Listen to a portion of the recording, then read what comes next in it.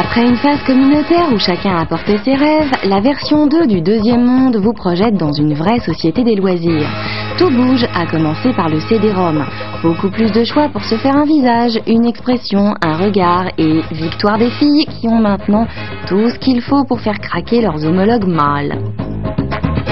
Côté look, c'est comme on veut, costaud des épaules ou des chevilles.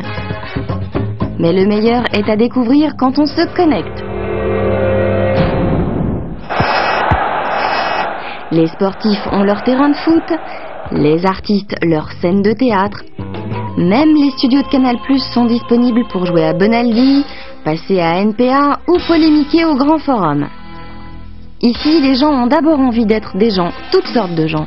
Soit il y a des personnes qui se sentent concernées, intéressées par des thèmes et des sujets sérieux, soit ils viennent ici pour s'éclater ou pour se détendre d'une journée passée au boulot ou pour rencontrer des gens. Enfin, il n'y a pas de profil type en fait.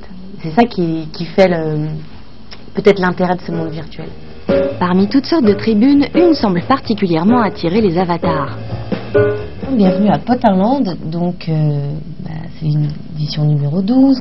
Il y a différentes rubriques, par exemple le petit nouveau de la semaine et l'organigramme des couples qui est quand même assez utile quand on arrive dans le deuxième monde, pour pas se prendre un râteau, c'est savoir qui est avec qui a quitté qui.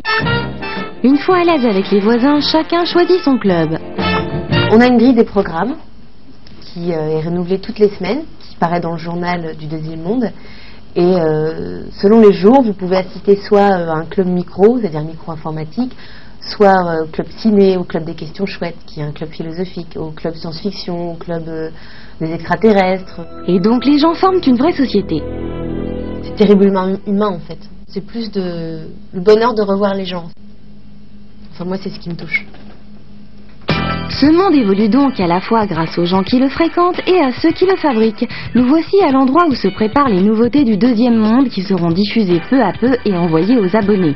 Ici, on voit un oiseau qui sera un nouveau type d'avatar automatique ou un compagnon qu'on pourra apprivoiser pour s'en faire un ami et qui nous suivra dans le deuxième monde.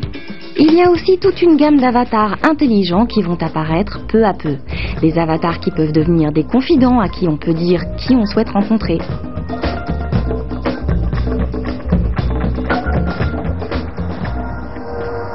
Enfin, les plus rebelles pourront taguer les façades.